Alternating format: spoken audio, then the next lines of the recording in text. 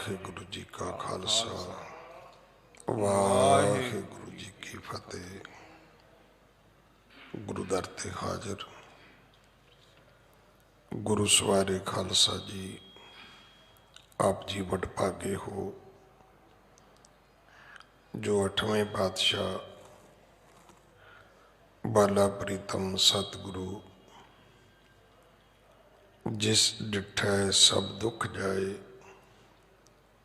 इन्हां अजमतां वडियाइयां दे मालक गुरु हरकृष्ण साहब महाराज जी दे पवित्र चरण छो प्राप्त इतिहासक स्थान गुरुद्वारा बंगला साहब जी की यात्रा करदे हां।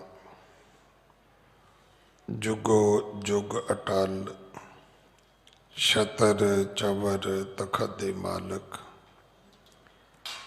धन धन श्री गुरु ग्रंथ साहिब पातशाह महाराज जी दे हजूर मनुखा जीवन दियां घड़ियां नूं सफला कर रहे हो। सतगुरु सारियां दी यात्रा सफल करन, सारियां दे परिवारां विच कारोबारां विच सतगुरु चढ़दी कला बख्शन। हुण समा है गुरु दरबार दे निजम अनुसार गुरु इतिहास दी चल रही लड़ीवार कथा दा अपनियां मन बिरतियां इकागर करो, रसना पवित्र कर दे एक बार सारे उच्चारण करो जी। सतनाम वाहिगुरु जी। ये इतिहास पहले पातशाह जाहर पीर जगत गुरु कल तारण आए श्री गुरु नानक देव महाराज जी का है।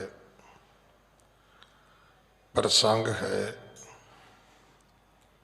सतगुरु जी का मक्के तो मदीने तो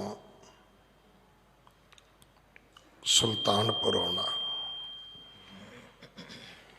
जिवें ही सतगुरु सुल्तानपुर पहुंचे ने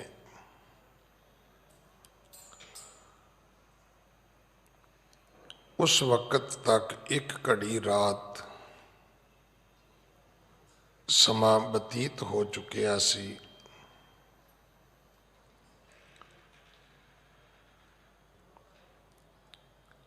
बोले मरदाना अब संध्या काल भयो प्रभ, कैसे विद बने तहां तूरन ही जान की।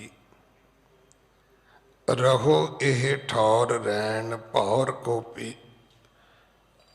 प्यान कीजै, महिमा ना जान सके करुणा निधान की।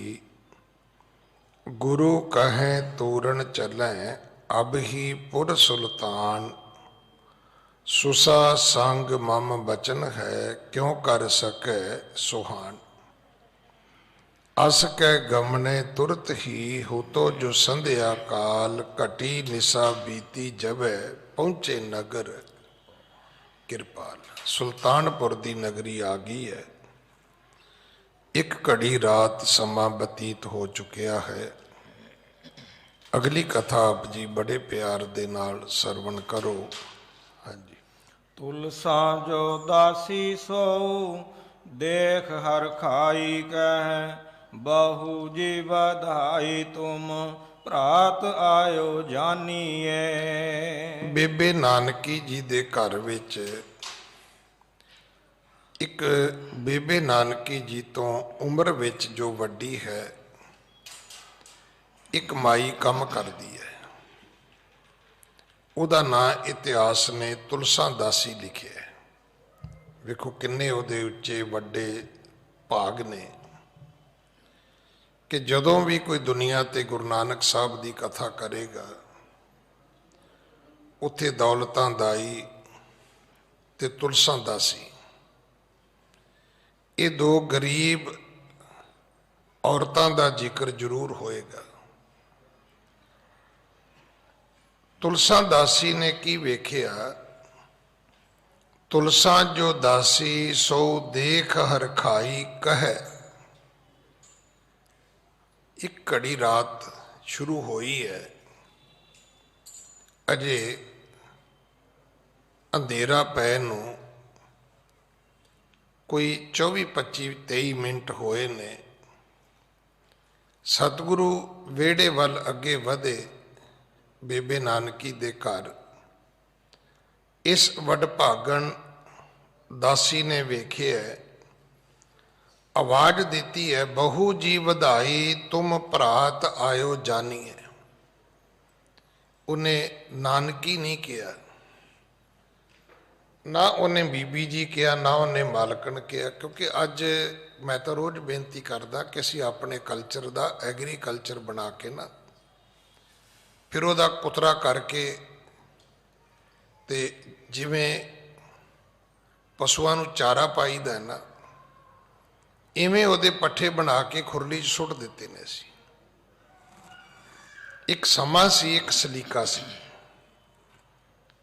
ਦਰਜਾ ਬਦਰਜਾ ਹਰ ਵਿਅਕਤੀ ਦਾ ਇੱਕ ਆਪਣਾ ਥਾਂ ਸੀ, ਰੁਤਬਾ ਸੀ, ਸਨਮਾਨ ਸੀ, ਇੱਜ਼ਤ ਸੀ।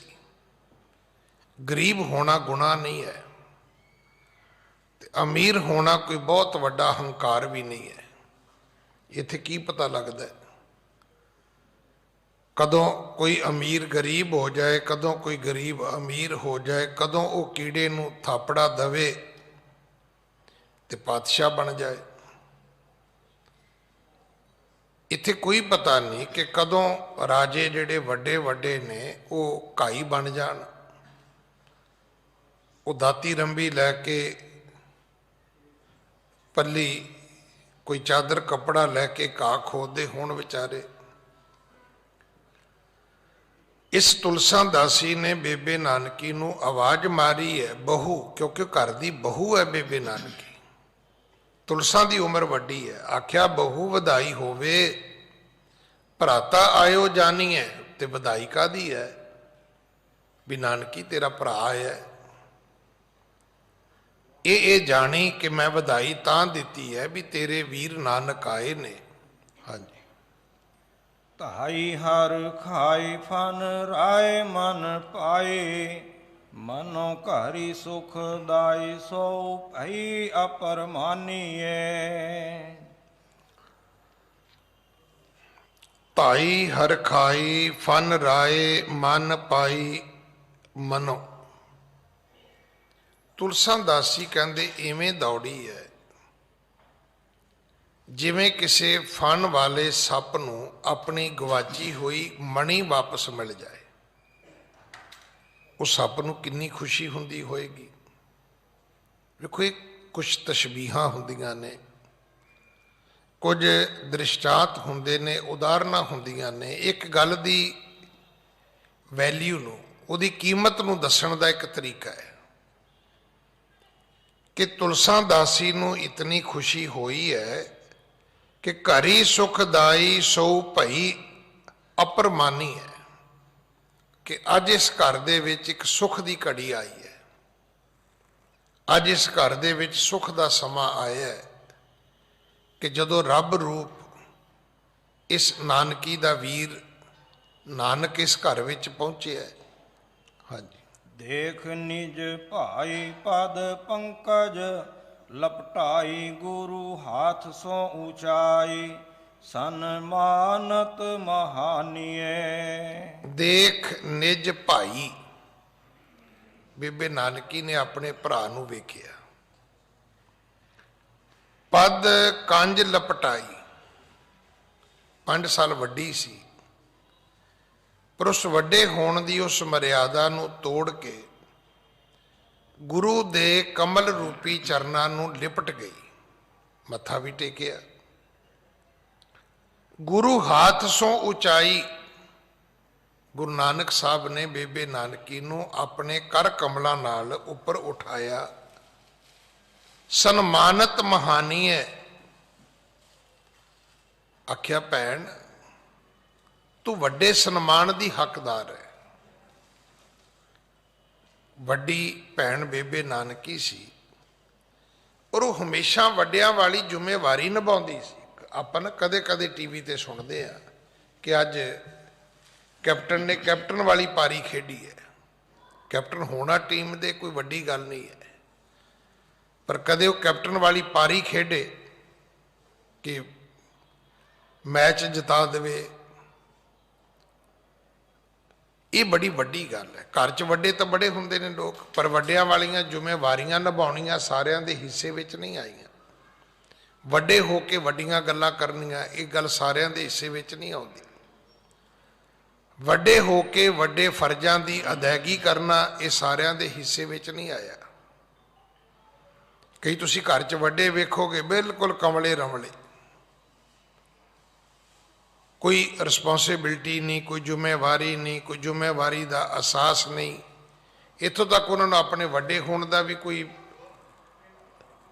ਬਹੁਤਾ ਸਿਰ ਤੇ ਭਾਰ ਨਹੀਂ ਹੁੰਦਾ। ਪਰ ਬੇਬੇ ਨਾਨਕੀ ਨੇ ਹਮੇਸ਼ਾ ਜ਼ਿੰਮੇਵਾਰੀ ਨਿਭਾਈ ਹੈ। ਇਸੇ ਕਰਕੇ ਗੁਰੂ ਨਾਨਕ ਸਾਹਿਬ ਕਹਿਣ ਲੱਗੇ, ਸਨਮਾਨਿਤ ਮਹਾਨੀ ਹੈ ਬੇਬੇ, ਤੂੰ ਤੇ ਵੱਡੇ ਸਨਮਾਨ ਦੀ ਹੱਕਦਾਰ ਹੈ। ਮੈਂ ਛੋਟਾ ਹਾਂ ਤੇਰੇ ਤੋਂ, ਤੇਰਾ ਮੈਨੂੰ ਮੱਥਾ ਟੇਕਣਾ ਬਣਦਾ ਨਹੀਂ ਹੈ। ਹਾਂਜੀ। ਬੋਲੇ ਦੁਖ ਦਾਹੀ ਕੀਨੋ, ਯਾਦ ਮਨ ਮਾਹੀ ਆਤੇ, ਆਇਓ ਤੁਮ ਪਾਹੀ ਨੀਕੇ, ਹਿਰਦੇ ਪਹਿਚਾਨੀਏ।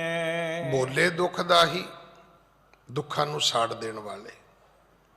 ਗੁਰੂ ਨਾਨਕ ਆਪਣੇ ਮੁਖ ਤੋਂ ਇਹ ਬਚਨ ਉਚਾਰਦੇ ਨੇ, ਕੀਨੋ ਯਾਦ ਮਨ ਮਾਹੀ।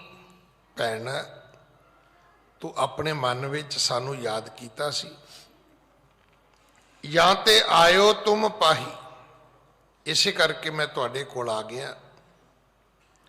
ਨੀਕੇ ਹਿਰਦੇ ਪਰਮਾਨੀਏ, ਹੋਰ ਮੇਰੇ ਵੀ ਆਉਣ ਦਾ ਕੋਈ ਕਾਰਨ ਨਹੀਂ ਹੈ। ਆਉਂਦੇ ਕਹਿ ਦਿੱਤਾ ਕਿ ਮੈਂ ਹੋਰ ਕਿਸੇ ਕਾਰਜ ਕਰਕੇ ਨਹੀਂ ਆਇਆ। ਇਹ ਨਹੀਂ ਕਿ ਇੱਧਰੋਂ ਆਇਆ ਸੀ, ਇੱਧਰ ਚੱਲਿਆ ਸੀ ਤੇ ਮੈਂ ਕਿਹਾ ਚਲੋ ਬੇਬੇ ਨਾਨਕੀ ਦੇ ਘਰ ਹੋ ਕੇ ਚੱਲਦੇ ਆ, ਐਸਾ ਨਹੀਂ ਹੈ। ਤੁਸਾਂ ਨੇ ਮਨ ਕਰਕੇ ਯਾਦ ਕੀਤਾ ਤੇ ਮੈਂ ਭੈਣ ਆ ਗਿਆ। ਇਸ ਗੱਲ ਨੂੰ ਆਪਣੇ ਹਿਰਦੇ ਦੇ ਵਿੱਚ ਜਾਣਨਾ ਹੈ ਕਿ ਹੋਰ ਕੋਈ ਕਾਰਨ ਨਹੀਂ ਹੈ। ਮਤਲਬ ਤੇਰੇ ਮਨ 'ਚ ਆਵੇ ਵੀ ਮਾਂ ਨੇ ਘੱਲਿਆ ਹੋਏਗਾ, ਪਿਤਾ ਨੇ ਘੱਲਿਆ ਹੋਏਗਾ, ਪਤਾ ਨਹੀਂ ਕੀ ਸੁੱਖ ਸੁਨੇਹਾ ਲੈ ਕੇ ਵੀਰ ਆਇਆ ਹੋਏਗਾ। ਕਿਉਂਕਿ ਜਦੋਂ ਕੋਈ ਸਾਡੇ ਕੋਲ ਆਉਂਦਾ ਹੈ, ਸਾਨੂੰ ਇਹ ਗੱਲ ਜ਼ਰੂਰ ਸਮਝ ਆਉਂਦੀ ਵੀ ਕੋਈ ਨਾ ਕੋਈ ਗੱਲ ਤਾਂ ਜ਼ਰੂਰ ਹੈ। ਦੇਖੋ, ਜਦੋਂ ਕਿਸੇ ਦਾ ਟੈਲੀਫੋਨ ਆਵੇ, ਕੋਈ ਬੰਦਾ ਆਵੇ, ਕਿਸੇ ਬੰਦੇ ਦਾ ਭੇਜਿਆ ਬੰਦਾ ਆਵੇ, ਇਹ ਗੱਲਾਂ ਸੁਭਾਵਿਕ ਨੇ। ਨਹੀਂ ਤਾਂ ਇੱਕ ਬੜੀ ਵਧੀਆ ਅੰਗਰੇਜ਼ੀ ਦੀ ਇੱਕ ਕਹਾਵਤ ਹੈ ਕਿ ਨੋ ਨਿਊਜ਼ ਇਜ਼ ਗੁੱਡ ਨਿਊਜ਼। ਅਗਰ ਕੋਈ ਖਬਰ ਨਹੀਂ, ਇਹਦਾ ਮਤਲਬ ਸਭ ਠੀਕ ਠਾਕ ਹੈ। ਹੁਣ ਕਿਸੇ ਦਾ ਜਦੋਂ ਫੋਨ ਆਉਂਦਾ ਹੈ ਤੇ ਸਾਡੇ ਮਨ 'ਚ ਕੁਐਸਚਨ ਆਉਂਦਾ ਨੇ ਵੀ ਇਹ ਕਾਲ ਕਿਉਂ ਆਈ ਹੋਏਗੀ।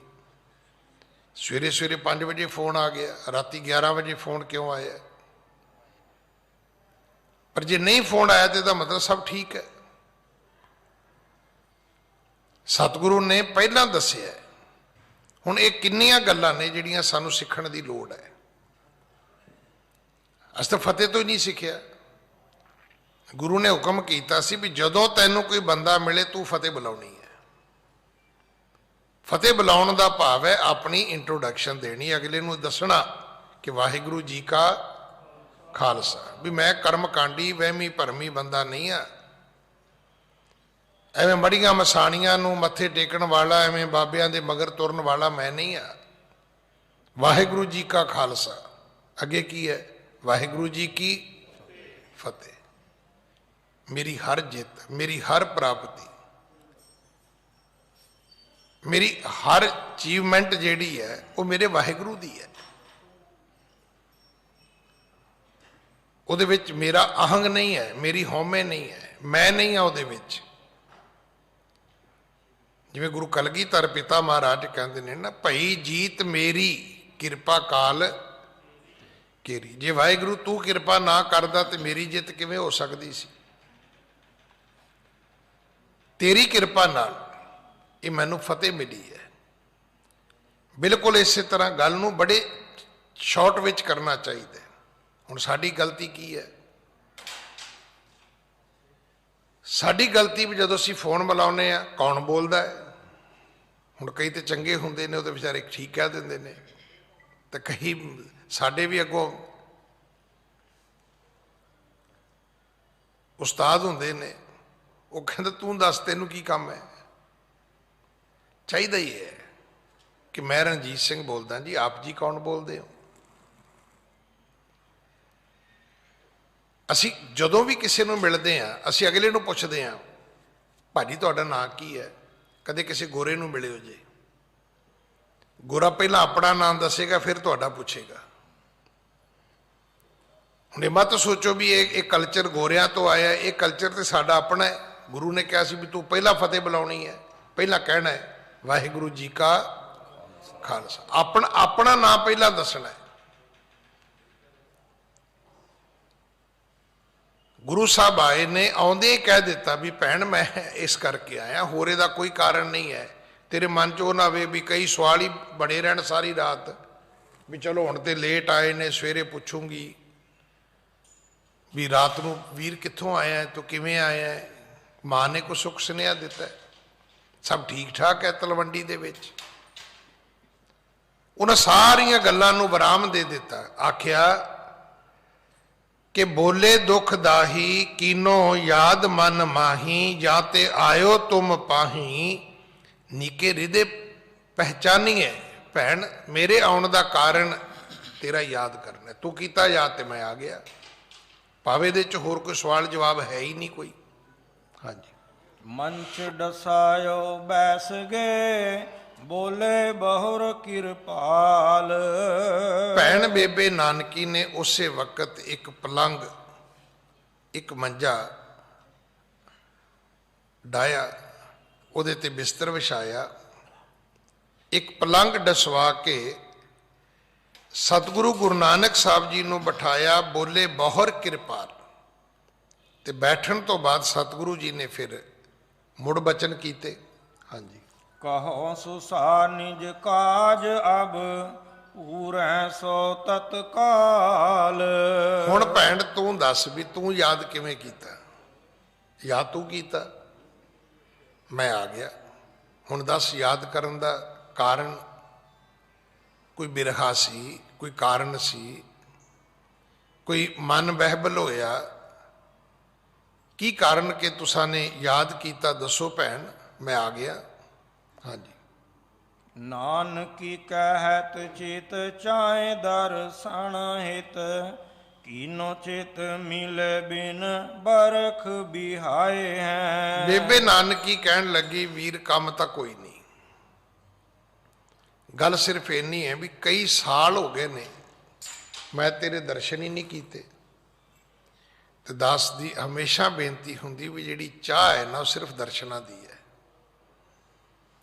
ਔਰ ਇਹ ਆਪਣੀ ਜ਼ਿੰਦਗੀ 'ਚ ਇੱਕ ਗੱਲ ਲਿਖ ਲਓ ਕਿ ਜਿਹੜਾ ਵਿਅਕਤੀ ਤੁਹਾਨੂੰ ਮਿਲ ਕੇ ਖੁਸ਼ ਨਹੀਂ ਹੋਇਆ, ਮਤ ਸੋਚਣਾ ਤੁਹਾਡਾ ਗਿਫਟ ਲੈ ਕੇ ਖੁਸ਼ ਹੋ ਜਾਏਗਾ। ਮਤ ਸੋਚਣਾ ਵੀ ਤੁਹਾਡੇ ਕੋਈ ਪਨੀਰ ਦੇ ਪਕੌੜੇ ਖਾ ਕੇ ਖੁਸ਼ ਹੋ ਜਾਏਗਾ। ਮਤ ਉਹਦੇ ਵਾਸਤੇ ਉਲਟੇ ਪੁਲਟੇ ਲਟਕ ਕੇ ਦੀਨੋ ਬਦੀਨ ਹੋ ਕੇ ਕੋਈ ਤੁਸੀਂ ਨਸ਼ਾ ਪੱਤਾ ਲਿਆ ਕੇ ਉਹਨੂੰ ਕੋਈ ਰੋਟੀ ਪਾਣੀ ਖਵਾਓ ਤੇ ਖੁਸ਼ ਹੋ ਜਾਏਗਾ। ਨਾ, ਬੜੀ ਛੋਟੀ ਉਮਰ 'ਚ ਇੱਕ ਬਜ਼ੁਰਗ ਤੋਂ ਗੱਲ ਸੁਣੀ ਸੀ, ਮੈਂ ਤੇ ਇਹਦੇ ਸੁਭਾਵਕ ਹੀ ਕਿਹਾ, ਮੈਂ ਕਿਹਾ ਜੀ ਚਾਹ ਪੀਓਗੇ? ਬੜਾ ਗਰੀਬ ਆਦਮੀ ਸੀ, ਮਜ਼ਦੂਰ ਸੀ, ਅਸੀਂ ਫੁੱਫੜ ਕਹਿੰਦੇ ਸੀ, ਫੁੱਫੜਾ ਚਾਹ ਪੀਓਗੇ? ਹੁਣ ਮਾਂ ਜਾਂਦੀ ਸੀ ਨਰਮਾ ਚੁਗਣ ਬਣਾਉਣੀ ਆਪ ਹੀ ਸੀ। ਤੇ ਉਹਨੇ ਬੜੀ ਵਧੀਆ ਗੱਲ ਕਹੀ, ਕਹਿੰਦਾ ਕਾਕਾ ਚਾਹ ਤੇ ਮਿਲਣ ਦੀ ਹੁੰਦੀ ਹੈ, ਤੇ ਜਿਹੜੀ ਪਤੀਲੇ ਵਾਲੀ ਹੈ ਤੇ ਢਿੱਡ ਫੂਕਣੀ ਹੈ। ਇਹਨੂੰ ਪੰਜਾਬ ਦੇ ਪਿੰਡਾਂ ਦੇ ਲੋਕ ਇਹਨੂੰ ਢਿੱਡ ਫੂਕਣੀ ਕਹਿੰਦੇ ਨੇ। ਉਹ ਕਹਿੰਦਾ ਚਾਹ ਤੇ ਮਿਲਣ ਦੀ ਹੁੰਦੀ ਹੈ। ਸਤਿਗੁਰੂ ਦੀ ਬਾਣੀ ਦੀ ਸਿਖਰ ਵੇਖੋ, ਜਿਸ ਮਿਲਿਆ ਮਨ ਹੋਏ ਆਨੰਦ। ਉਹ ਕੌਣ ਹੈ ਜਿਹਨੂੰ ਮਿਲ ਕੇ ਆਨੰਦ ਆਉਂਦਾ ਹੈ? ਜਿਨ੍ਹਾਂ ਦੇ ਸੰਦੜਿਆਂ ਦੁਰਮਤ ਵੰਝੈ। ਰੋਜ਼ ਸਿੱਖ ਦੀ ਅਰਦਾਸ ਹੈ, ਸਹੀ ਪਿਆਰੇ ਮੇਲ ਜਿਨ੍ਹਾਂ ਮਿਲਿਆ ਤੇਰਾ ਨਾਮ ਚਿੱਤ ਆਵੇ।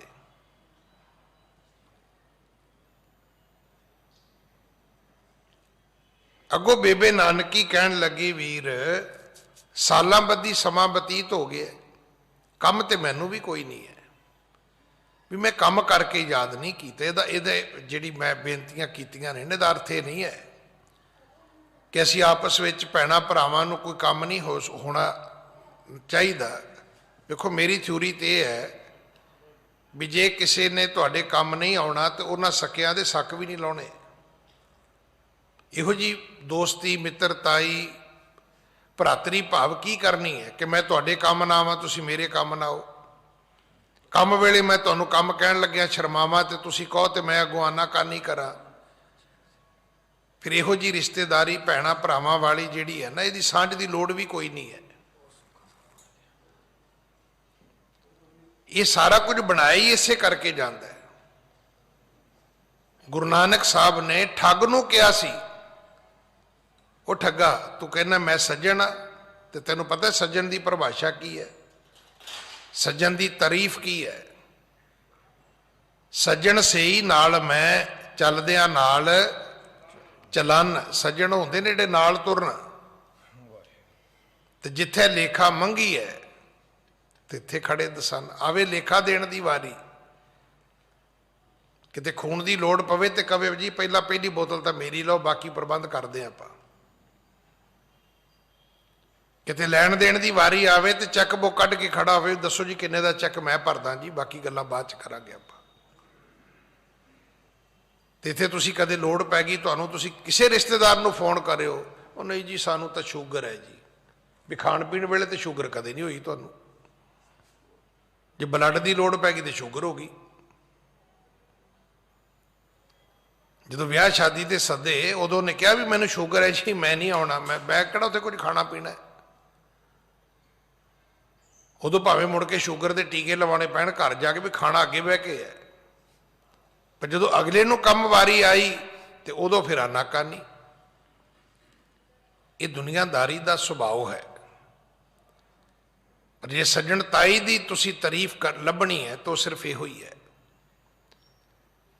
ਕਿ ਸੱਜਣ ਸਹੀ ਨਾਲ ਮੈਂ ਚੱਲਦਿਆਂ ਨਾਲ ਚਲਨ, ਜਿੱਥੇ ਲੇਖਾ ਮੰਗੀ ਹੈ ਤਿੱਥੇ ਖੜੇ ਦਸਨ। ਮਿੱਤਰ ਉਹ ਹੈ ਜਿਹੜਾ ਤੁਹਾਡੇ ਕੰਮ ਆਵੇ, ਜਿਹੜਾ ਤੁਹਾਡੇ ਨਾਲ ਖਲੋਵੇ, ਜਿਹੜਾ ਤੁਹਾਡੇ ਨਾਲ ਨਿਭੇ, ਉਹ ਮਿੱਤਰ ਹੈ ਤੁਹਾਡਾ। ਬੇਬੇ ਨਾਨਕੀ ਜੀ ਕਹਿਣ ਲੱਗੇ ਵੀ ਸਾਲਾਂ ਬੱਧੀ ਸਮਾਂ ਹੋ ਗਿਆ, ਨਾਨਕੀ ਕਹਿਤ ਚਿਤ ਚਾਹ ਦਰਸ਼ਨ ਹਿਤ, ਕੀਨੋ ਚਿਤ ਮਿਲੇ ਬਿਨ ਬਰਖ ਬਿਹਾਏ ਹੈ ਵੀਰ। ਤੂੰ 17 ਸਾਲ ਰਿਹਾ ਮੇਰੇ ਕੋਲੇ, ਕਦੇ ਨਹੀਂ ਸੀ ਗਿਆ ਕਿਤੇ, ਤੇ ਹੁਣ ਤੂੰ ਗਿਆ ਹੈ ਤੇ ਮੁੜ ਕੇ ਆਇਆ ਹੀ ਨਹੀਂ। ਇਹ ਪਹਿਲੀ ਉਦਾਸੀ ਹੈ। ਜੋ ਤੁਰੇ ਨੇ ਮੋਦੀ ਖਾਨਾ ਛੱਡ ਕੇ ਤੇ ਅੱਜ ਮੁੜ ਕੇ ਆਏ ਨੇ। ਹਾਂਜੀ। ਭਰਾਤ ਨ ਬਿਸਾਰੀ ਮੋਹੇ, ਮੋਹ ਕੋ ਚਾਹਾ ਦੇਖੋ ਤੋਹੇ, ਐਸੇ ਕਹਿ ਆਖਨ ਤੇ ਆਸਨ ਢੁਰਾਏ ਹੈ। ਭਰਾਤ ਨੇ ਬਸਾਰੀ ਮੋਹੇ, ਮੈਨੂੰ ਐਉਂ ਲੱਗਿਆ ਵੀਰ ਤੂੰ ਤੇ ਮੈਨੂੰ ਭੁਲਾ ਹੀ ਦਿੱਤਾ ਹੈ। ਭਰਾਤ ਨੇ ਵਿਸਾਰੀ, ਵਿਸਾਰਨਾ ਹੁੰਦਾ ਭੁਲਾ ਦੇਣਾ। ਕੀ ਭਰਾਤ ਨੇ ਵਿਸਾਰੀ ਮੋਹੇ, ਮੋਕੋ ਚਾਹ ਦੇਖੋ ਤੋਹੇ। ਤੇ ਮੈਨੂੰ ਇਹ ਚਾਹ ਸੀ ਵੀ ਮੈਂ ਇੱਕ ਵਾਰੀ ਵੇਖਾਂ ਤੇ ਸਹੀ ਮੇਰਾ ਵੀਰ ਨਾਨਕ ਕਿੱਥੇ ਹੈ, ਕਿਵੇਂ ਦਾ ਹੈ, ਮੈਂ ਇੱਕ ਵਾਰੀ ਮਿਲਾਂ ਤਾਂ ਸਹੀ। ਐਸੇ ਕਹੇ ਆਖਣ ਤੇ ਆਸਨ ਟੁਰਾਏ ਹੈ। ਇਉਂ ਕਹਿ ਕੇ ਬੇਬੇ ਨਾਨਕੀ ਦੀ ਅੱਖਾਂ ਚੋਂ ਤ੍ਰਿਪ ਤ੍ਰਿਪ ਆਂਸੂ ਵਗਣੇ ਸ਼ੁਰੂ ਹੋ ਗਏ। ਇਹ ਭਾਈ ਵੀਰ ਸਿੰਘ ਨੇ ਲਿਖਿਆ ਵੀ ਜੇ ਪਿਆਰ ਹੋਵੇ ਤੇ ਪਿਆਰ ਵਾਲੇ ਦਾ ਨੇੜੇ ਹੋਣਾ ਵੀ ਜ਼ਰੂਰੀ ਹੈ। ਬਿਰਹਾ ਕਿਹਦਾ ਹੈ? ਜਿਹਦੇ ਨਾਲ ਪਿਆਰ ਹੈ ਤੁਹਾਨੂੰ। ਤਾਂ ਹੀ ਕਹਿੰਦੇ ਨੇ ਨਾ ਕਿ ਬਿਰਹਾ ਬਿਰਹਾ ਆਖੀ ਹੈ, ਬਿਰਹਾ ਤੂੰ ਸੁਲਤਾਨ। ਮਲਾਪ ਕਰਾਉਣ ਵਾਲਾ ਰਾਜਾ ਜਿਹੜਾ ਉਹ ਤੇ ਬਿਰਹਾ ਹੀ ਹੈ। ਨਾ ਬਿਰਹਾ ਹੋਏ ਤੇ ਕੌਣ ਕਿਸੇ ਨੂੰ ਮਿਲੇਗਾ? ਕੀ ਕੋਈ ਲੱਖਾਂ ਦੀਆਂ ਟਿਕਟਾਂ ਲਾ ਕੇ ਕੋਈ ਕਿਸੇ ਕੋਲ ਜਾਏਗਾ? ਕੋਈ ਹਜ਼ਾਰਾਂ ਦਾ ਪੈਟਰੋਲ ਪਾ ਕੇ ਕੋਈ ਕਿਸੇ ਕੋਲੇ ਜਾਏਗਾ? ਕੋਈ ਆਪਣਾ ਕੰਮ ਧੰਦਾ ਤਨਖਾਹਾਂ ਛੱਡ ਕੇ, ਨੌਕਰੀਆਂ ਛੱਡ ਕੇ ਕੋਈ ਕਿਸੇ ਨੂੰ ਮਿਲਣ ਜਾਏਗਾ? ਕੋਈ ਨਹੀਂ ਜਾਏਗਾ। ਇਹ ਤੇ ਬਿਰਹਾ ਹੀ ਹੈ ਜਿਹੜਾ ਸਾਨੂੰ ਤੜਫ ਜਿਹੜੀ ਅੰਦਰ ਦੀ ਉਹ ਲੈ ਕੇ ਜਾਂਦੀ ਵੀ ਨਹੀਂ ਜਾਣਾ ਚਾਹੀਦਾ। ਆਖਿਆ ਵੀਰ ਤੂੰ ਤੇ ਮੈਨੂੰ ਭੁਲਾ ਹੀ ਦਿੱਤਾ ਹੈ। ਹਾਂਜੀ। ਪਹੁੰਚ ਮੁਖ ਹਾਥ ਸਾਥ ਬੂਝੈ ਸੁਖ ਗਾਥ ਪੁਨ ਹੋਵੇਂਗੇ ਸਮੀਪ ਜਾਤੇ ਤੂਰਨ ਹੀ ਆਏ ਹੈ। ਸਤਿਗੁਰੂ ਜੀ ਨੇ ਬੇਬੇ ਨਾਨਕੀ ਦੇ ਮੁਖ ਨੂੰ ਪੂੰਝਿਆ, ਆਂਸੂ ਪੂੰਝੇ ਨੇ। ਆਖਿਆ ਬੇਬੇ ਨਾ, ਬਿਰਹਾ ਨਹੀਂ ਕਰਨਾ। ਪਹੁੰਚ ਮੁਖ ਹਾਥ ਸਾਥ, ਆਪਣੇ ਹੱਥ ਨਾਲ। ਬੂਝੇ ਸੁਖ ਗਾਥ ਪੁੰਨ, ਫਿਰ ਸੁਖ ਦੀ ਗਾਥਾ ਪੁੱਛੀ ਹੈ। ਹੋਵੇਂਗੇ ਸਮੀਪ ਜਾਤੇ ਤੂਰਨ ਹੀ ਆਏ ਹੈ। ਤੇ ਬੇਬੇ ਨਾਨਕੀ ਕਹਿੰਦੀ ਵੀ ਤੁਸੀਂ ਨੇੜੇ ਹੀ ਹੋਵੋਗੇ, ਵੀ ਮੈਂ ਹੁਣੇ ਯਾਦ ਕੀਤਾ ਤੇ ਹੁਣੇ ਤੁਸੀਂ ਆ ਗਏ ਹੋ। ਹਾਂਜੀ। ਭਾਖੈ ਮਰਦਾਨਾ ਯੋ ਰਜਾਈ ਸੁਨ ਲੀਜੇ ਹਿਤ ਤੇਰੇ ਹੀ ਹਜ਼ਾਰ ਕੋਸ ਕੇਤੇ ਤਜ ਧਾਏ ਹੈ। ਅੱਗੋਂ ਭਾਈ ਮਰਦਾਨਾ ਕਹਿਣ ਲੱਗਾ ਨਹੀਂ ਭੈਣ ਰਜ਼ਾਦੀ ਏਦਾਂ ਨਹੀਂ। ਰਜ਼ਾਦੀ ਕਹਿੰਦੇ ਨੇ ਕਿਸੇ ਸ਼ਰੀਫ ਦੀ ਧੀ ਨੂੰ, ਕਿਸੇ ਨੇਕ ਇਨਸਾਨ ਦੀ ਪੁੱਤਰੀ ਨੂੰ, ਕਿਸੇ ਭਲੇ ਪੁਰਖ ਦੀ ਬੇਟੀ ਨੂੰ। ਰਜ਼ਾਦੀ ਏਦਾਂ ਨਹੀਂ। ਸੁਣ ਲੀਜੇ ਹਿਤ ਤੇਰੇ ਹੀ ਹਜ਼ਾਰ ਕੋਸ ਕੇਤੇ ਤਜ ਧਾਏ ਹੈ। ਨਹੀਂ, ਨੇੜੇ ਨਹੀਂ ਸਨ, ਹਜ਼ਾਰਾਂ ਕੋਸ ਦੂਰ ਸਨ ਤੇ ਤੇਰੇ ਵਾਸਤੇ ਛੱਡ ਕੇ ਦੌੜੇ ਨੇ, ਛੇਤੀ ਆਏ ਨੇ। ਹਾਂਜੀ। ਛਿਨ ਵਿਖੇ ਆਏ ਕੇਤੇ ਬਰਖ ਕੋ ਪੰਥ ਜਾਉ ਨਾਨਕ ਜੀ ਨੈਣਨ ਕੀ ਸੈਨ ਸੋ ਨਿਵਾਰਿਆ। ਛਿਨ ਵਿਖੇ ਆਏ ਕੇਤੇ ਬਰਖ ਕੋ ਪੰਥ ਜਾਉ, ਜੇ ਤੁਰ ਕੇ ਆਉਂਦੇ ਤੇ ਕਈ ਸਾਲ ਲੱਗਣੇ ਸੀ, ਇਹ ਤਾਂ ਛਿਣ ਵਿੱਚ ਲੈ ਕੇ ਆ ਗਏ ਨੇ। ਭੈਣ ਨਾਨਕ ਜੀ ਨੈਣਨ ਕੀ ਸੈਨ ਸੋ ਨਿਵਾਰਿਆ। ਤੇ ਗੁਰੂ ਨਾਨਕ ਸਾਹਿਬ ਨੇ ਇਸ਼ਾਰਾ ਕੀਤਾ ਵੀ ਮਰਦਾਨਿਆ ਚੁੱਪ ਕਰਦਾ ਕਿ ਨਹੀਂ। ਵੇਖੋ ਇੱਕ ਗੱਲ ਜ਼ਰੂਰ ਸਮਝਣ ਵਾਲੀ ਹੈ, ਬੜੀਆਂ ਗੱਲਾਂ ਹੁੰਦੀਆਂ ਨੇ ਜਿਹੜੀਆਂ ਗੱਲਾਂ ਅਸੀਂ ਆਪ ਖੁਦ ਕਰਦੇ ਹਾਂ, ਫਿਰ ਇਤਰਾਜ਼ ਅਸੀਂ ਲੋਕਾਂ ਤੇ ਕਰਦੇ ਹਾਂ। ਹੁਣ ਵੇਖੋ ਨਾ, ਘਰ ਵਾਲਾ ਗਿਆ, ਉਹਨੇ ਬਲੱਡ ਦੇ ਟੈਸਟ ਕਰਾਏ। ਹੁਣ ਉਹਦੇ 'ਚ ਡਾਕਟਰ ਨੇ ਕਿਹਾ ਵੀ ਤੇਰੀ ਸ਼ੂਗਰ ਬਾਰਡਰ ਤੇ ਆ ਗਈ ਹੈ ਜਾਂ ਹੋ ਗਈ ਹੈ। ਹੁਣ ਕਿਸੇ ਨੂੰ ਪਤਾ ਹੈ, ਬਲੱਡ ਘਰ ਵਾਲੇ ਨੇ ਦਿੱਤਾ, ਰਿਪੋਰਟ ਲੈਬੋਰਟਰੀ ਨੇ ਦਿੱਤੀ, ਪੜ੍ਹੀ ਡਾਕਟਰ ਨੇ। ਹੁਣ ਘਰ ਵਾਲੀ ਨੇ, ਭੈਣ ਜੀ ਕੀ ਦੱਸਾਂ ਤੁਹਾਨੂੰ, ਇਹਨਾਂ ਨੂੰ ਤੇ ਹੁਣ ਸ਼ੂਗਰ ਹੋ ਗਈ ਹੈ, ਦੱਸੋ ਹੁਣ ਸਾਡਾ ਕੀ ਬਣੇਗਾ। ਤੇ ਜਦੋਂ ਲੋਕਾਂ ਨੇ ਕਹਿਣਾ ਵੀ ਇਹਨੂੰ ਸ਼ੂਗਰ ਹੈ, ਫਿਰ ਕਹਿਣਾ ਜੀ ਲੋਕ ਤਾਂ ਸਾਨੂੰ ਜਿਉਣ ਦਿੰਦੇ ਹੀ ਨਹੀਂ। ਵੀ ਤੈਨੂੰ ਨਹੀਂ ਜਿਉਣ ਦਿੰਦੇ ਤੇ ਇਹ ਦੱਸੋ ਵੀ ਤੈਨੂੰ ਕਿਸੇ ਨੇ ਚਿੱਠੀ ਘੱਲੀ ਸੀ। ਤੁਸੀਂ ਨੋਟ ਕਰਿਓ ਕਿ ਕਿੰਨੀਆਂ ਵਿਅਰਥ ਫਜ਼ੂਲ ਗੱਲਾਂ ਅਸੀਂ ਖੁਦ ਆਪ ਕਰਦੇ ਹਾਂ।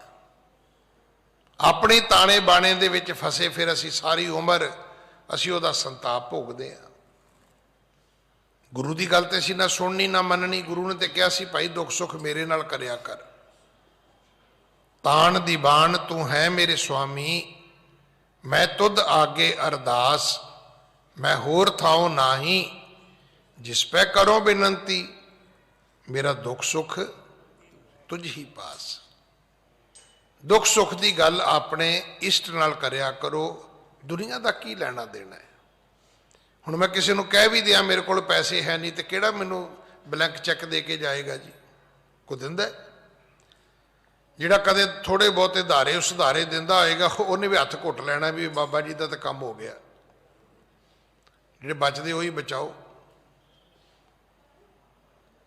ਅਸੀਂ ਖੁਦ ਜ਼ਰੂਰਤ ਨਹੀਂ ਹੈ। ਗੁਰੂ ਨਾਨਕ ਸਾਹਿਬ ਨੇ ਕਿਹਾ ਮਰਦਾਨਿਆ ਕਿਉਂ ਬੋਲੀ ਜਾਂਦਾ?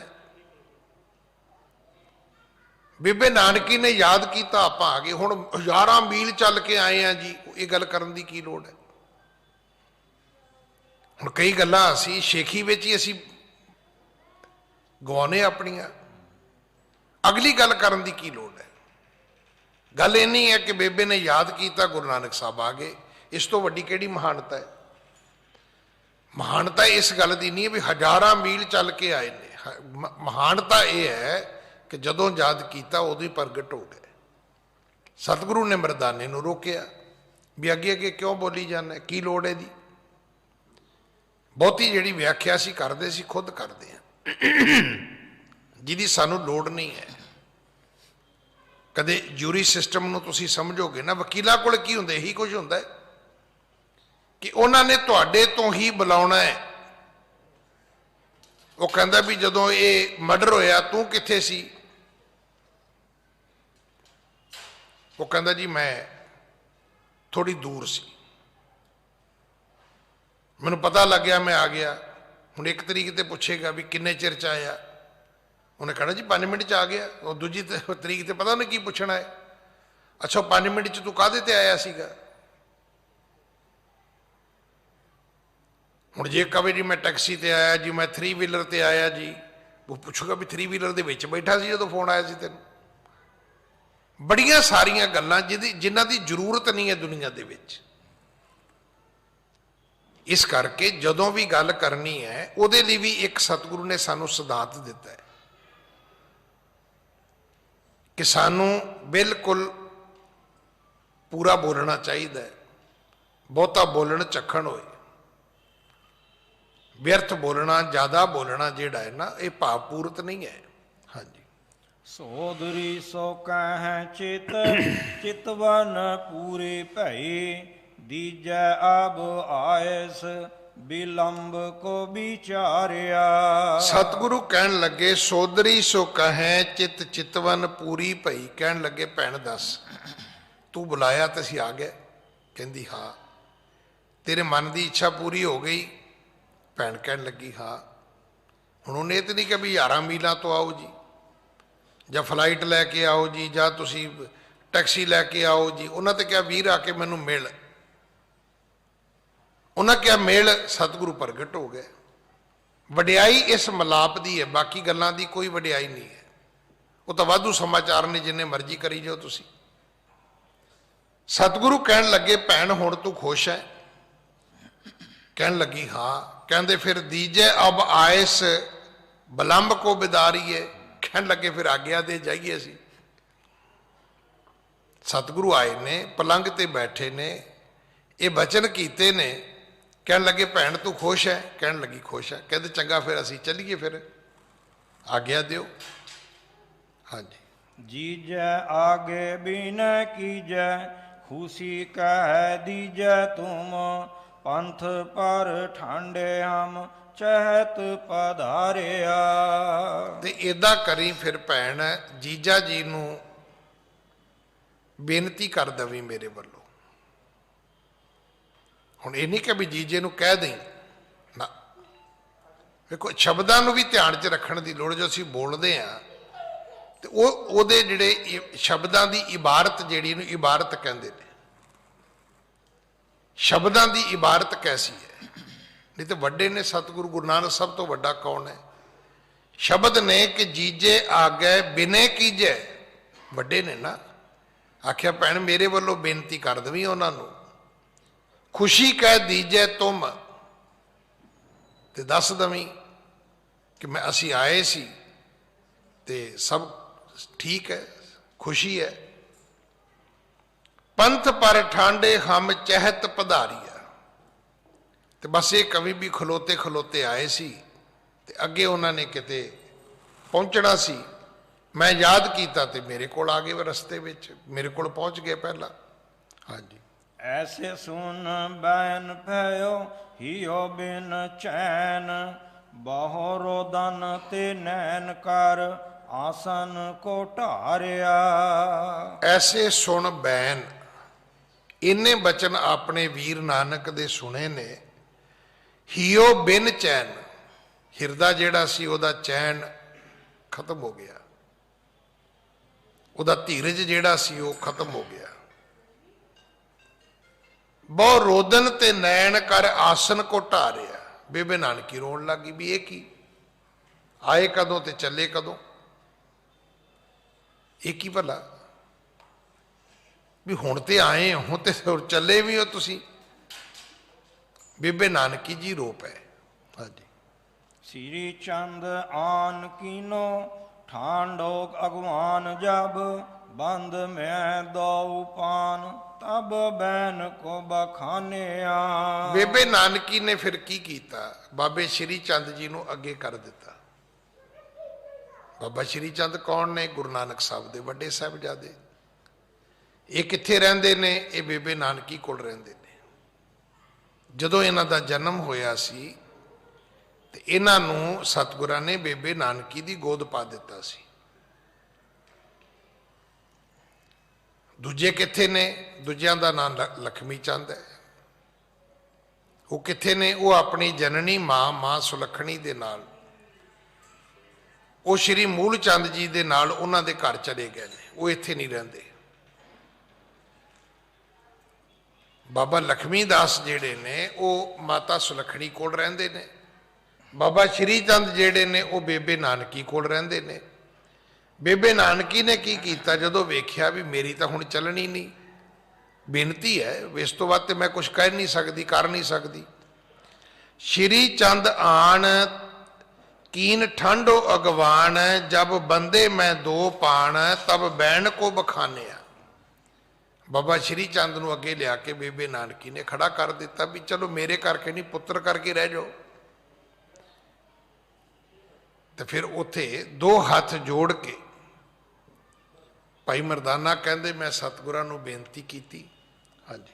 ਸੋਦਰੀ ਰੁਦਨ ਬਿਲਖਾਂਦ ਹੈ ਬਦਨ ਨਹੀਂ ਜੀਜਾ ਹੈ ਸਾਧਨ ਆਜ ਰਹੋ ਨ ਪਿਆਨਿਆ। ਆਖਿਆ ਸਤਿਗੁਰੂ ਭੈਣ ਰੋ ਰਹੀ ਹੈ ਤੇ ਜੀਜਾ ਘਰ ਨਹੀਂ ਹੈ, ਆਪਾਂ ਮਿਲੇ ਹੀ ਨਹੀਂ, ਮਿਲਣਾ ਬਣਦਾ ਸੀ। ਤੇ ਕਿਉਂ ਨਾ ਹੋਵੇ ਅੱਜ ਦੀ ਰਾਤ ਆਪਾਂ ਇੱਥੇ ਰਹਿ ਲਈਏ। ਇਸ ਕਰਕੇ ਅੱਜ ਰਹੋ ਨਾ ਪਿਆਨੀ ਹੈ, ਅੱਜ ਇੱਥੇ ਰਹਿ ਜਾਓ, ਅੱਜ ਨਾ ਜਾਓ, ਕੱਲ ਚੱਲਾਂਗੇ, ਜਾਣਾ ਹੀ ਹੈ।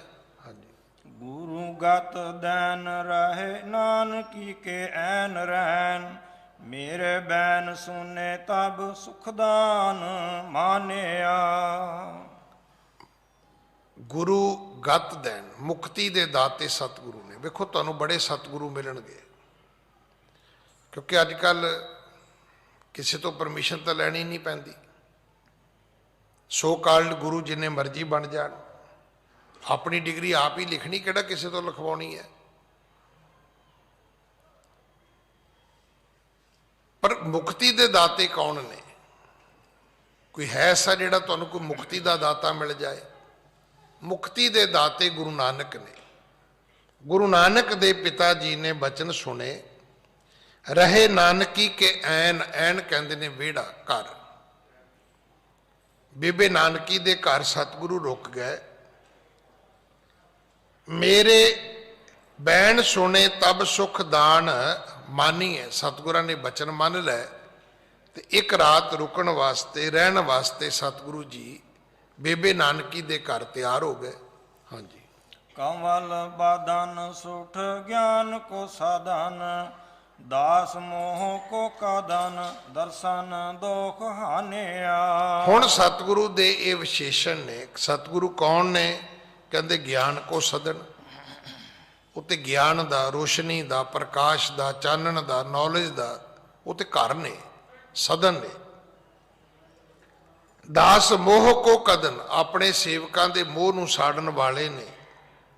ਦਰਸ਼ਨ ਦੋਖ ਹਾਨੀਆਂ,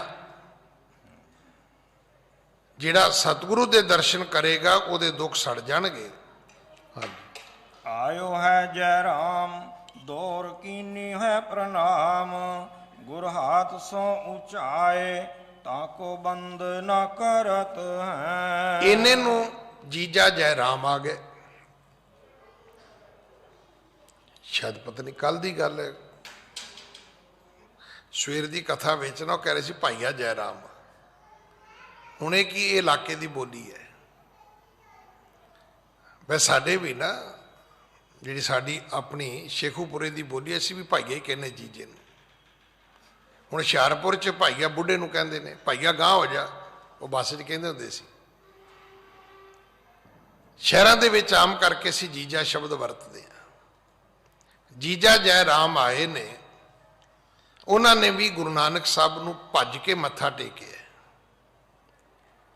ਆਇਓ ਹੈ ਜੈ ਰਾਮ ਦੌਰ ਕੀਨੀ ਹੈ ਪ੍ਰਣਾਮ, ਗੁਰ ਹਾਥ ਸੋ ਉਚਾਏ ਤਾਂ ਕੋ ਬੰਦਨਾ ਕਰਤ ਹੈ।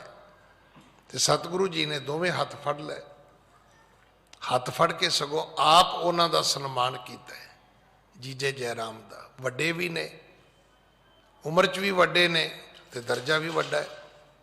ਵੱਡੀ ਭੈਣ ਬੇਬੇ ਨਾਨਕੀ ਦੇ ਪਤੀ ਨੇ ਉਹ। ਫਿਰ ਉਹ ਲਾਇਕ ਵੀ ਨੇ, ਨੇਕ ਵੀ ਨੇ, ਯੋਗ ਵੀ ਨੇ। ਕਈ ਵਾਰੀ ਵੱਡਾ ਵੀ ਹੁੰਦਾ ਹੈ ਬੰਦਾ, ਪਰ ਉਹਦੀ ਯੋਗਤਾ ਨਹੀਂ ਹੁੰਦੀ, ਲਿਆਕਤ ਨਹੀਂ ਓਨੀ ਹੁੰਦੀ, ਸਿਆਣਪ ਨਹੀਂ ਓਨੀ ਹੁੰਦੀ। ਪਰ ਜੀਜਾ ਜੈ ਰਾਮ ਜਿਹੜੇ ਸੀ ਬੜੇ ਲਾਇਕ ਸਨ, ਯੋਗ ਸਨ ਇਸ ਗੱਲ ਦੇ। ਹਾਂਜੀ। ਬੂਝਤ ਕੁਸ਼ਲ ਬੈਸੇ ਸਾਦਰ ਸੇ ਮਿਲਨੀ ਕੇ, ਭੋਜਨ ਕਰਾਇਓ ਸੋ ਮਨ ਕੇ ਹਰਤ ਹੈ। ਫਿਰ ਆਪਸ ਦੇ ਵਿੱਚ ਮਿਲੇ ਨੇ, ਬੈਠੇ ਨੇ, ਭੋਜਨ ਛਕਿਆ ਹੈ, ਇੱਕ ਦੂਜੇ ਦੀ ਸੁਖ ਸਾਂਦ ਪੁੱਛੀ ਹੈ। ਸ਼ੋਕ ਮਨ ਕੋ ਹਰਤ ਹੈ, ਮਨ ਵਾਲਾ ਜਿਹੜਾ ਸ਼ੋਕ ਹੈ, ਗਮ ਹੈ, ਉਸ ਨੂੰ ਮੁਕਾਇਆ, ਉਸ ਨੂੰ ਘੱਟ ਕੀਤਾ ਹੈ।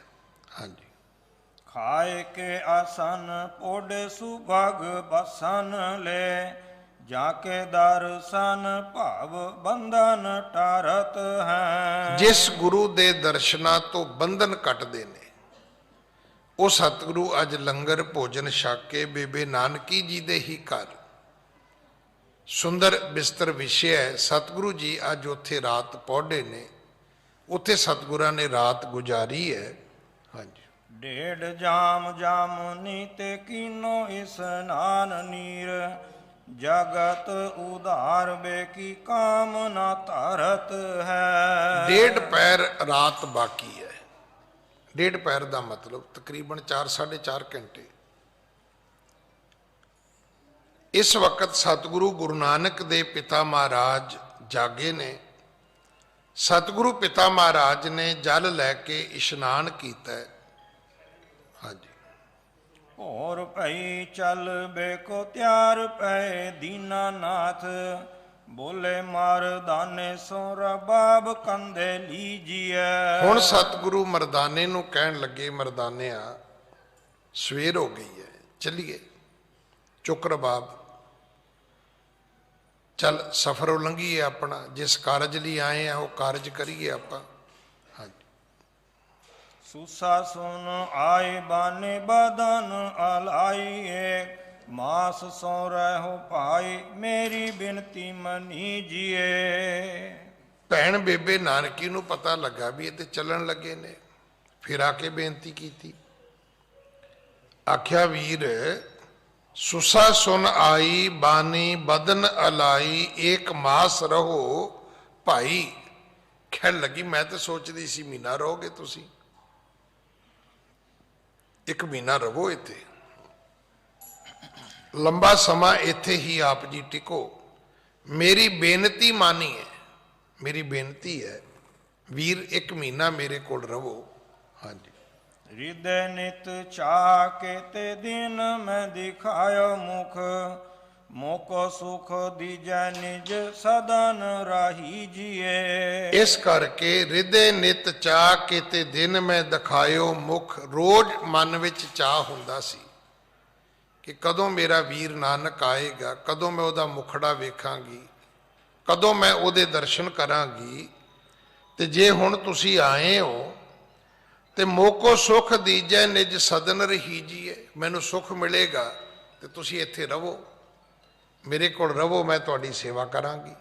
ਹਾਂਜੀ। ਭਾਖਤ ਜੈ ਰਾਮ ਐਸੋ ਕੌਣ ਤੁਮ ਕਾਮ, ਪੁਨ ਫਿਰੇ ਬਾਉ ਕਾਲ ਵਿਸਰਾਮ ਅਬ ਕੀਜੀਏ। ਜੀਜਾ ਜੈ ਰਾਮ ਕਹਿਣ ਲੱਗੇ ਵੀ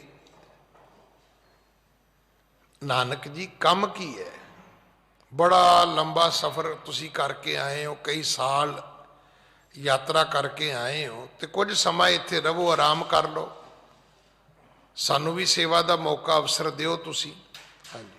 ਕਮਲ ਬਾਦਨ ਬੋਲੇ ਰਿਦਾ ਜਿਨ ਮਿਲਿਓ ਹੋਤ, ਸੋਈ ਸਦਾ ਮਿਲੇ ਬਿਥ ਕਬੈ ਨ ਲਖੀਜੀਏ। ਸਤਿਗੁਰੂ ਗੁਰੂ ਨਾਨਕ ਸਾਹਿਬ ਮਹਾਰਾਜ ਫਿਰ ਆਪਣੇ ਮੁਖ ਤੋਂ ਇਹ ਬਚਨ ਆਖੇ ਨੇ।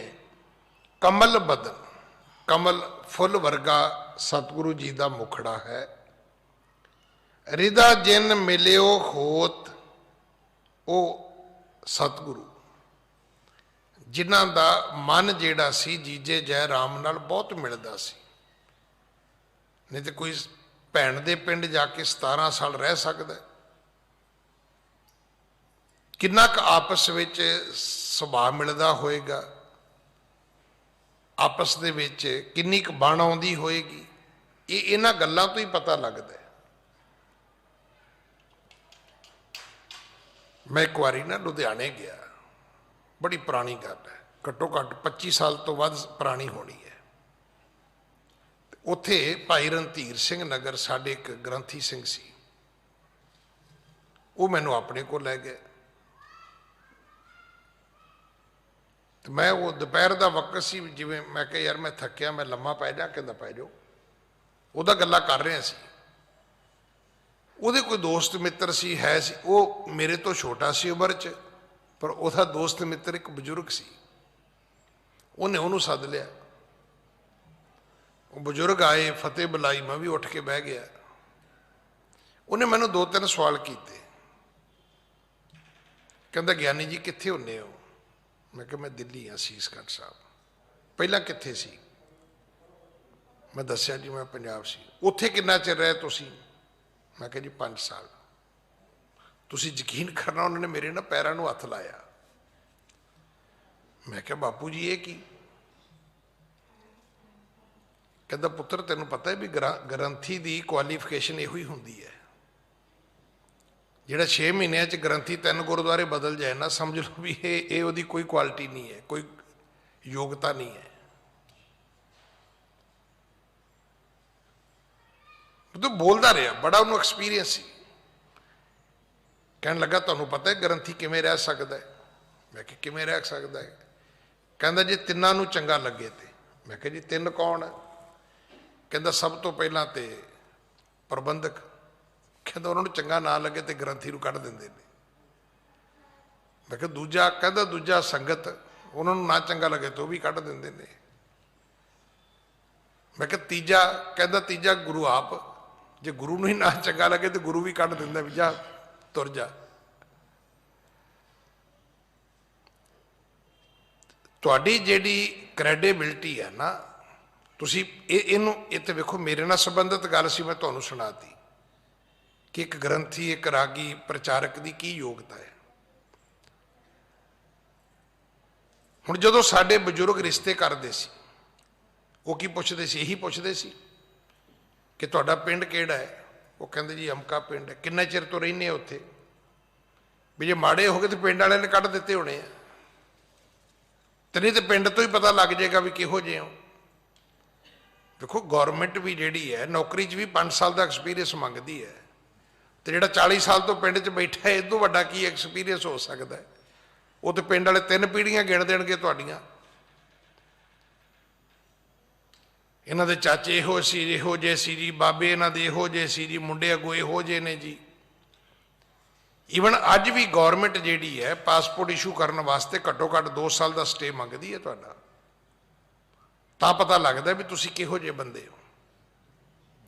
ਤੁਸੀਂ ਨਵੇਂ ਜਾ ਕੇ ਐਡਰੈਸ ਤੇ ਪਾਸਪੋਰਟ ਨਹੀਂ ਬਣਾ ਸਕਦੇ, ਨਹੀਂ ਇਸ਼ੂ ਕਰਦੀ ਗੌਰਮੈਂਟ।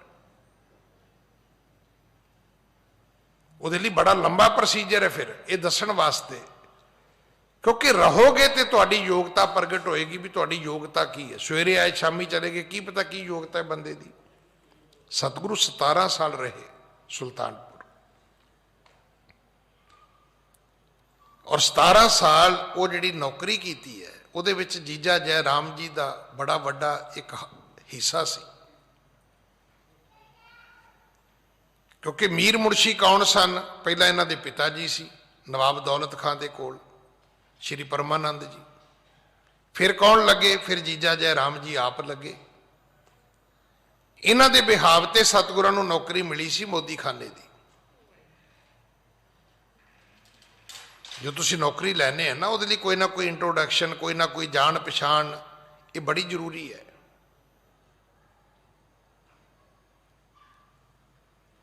ਤੇ ਜੇ ਨਾ ਹੋਵੇ ਤੇ ਫਿਰ ਅਗਲੇ ਪ੍ਰੋਬੇਸ਼ਨ ਪੀਰੀਅਡ ਤੇ ਰੱਖਦੇ ਨੇ ਤੁਹਾਨੂੰ। ਬਕਾਇਦਾ ਇੱਕ ਇਹ ਵੀ ਇੱਕ ਨੌਕਰੀ ਦੀ ਮੱਦ ਹੈ ਕਿ 6 ਮਹੀਨੇ ਤੁਸੀਂ ਕੋਈ ਕਲੇਮ ਨਹੀਂ ਕਰ ਸਕਦੇ, ਅਗਲਾ ਖੜਾ ਖੜੋ ਤਾਂ ਤੁਹਾਨੂੰ ਜਵਾਬ ਦੇ ਸਕਦਾ ਹੈ। ਲੈਟਰ ਦੇ ਉੱਤੇ ਲਿਖਿਆ ਹੁੰਦਾ ਹੈ ਪ੍ਰੋਬੇਸ਼ਨ ਪੀਰੀਅਡ,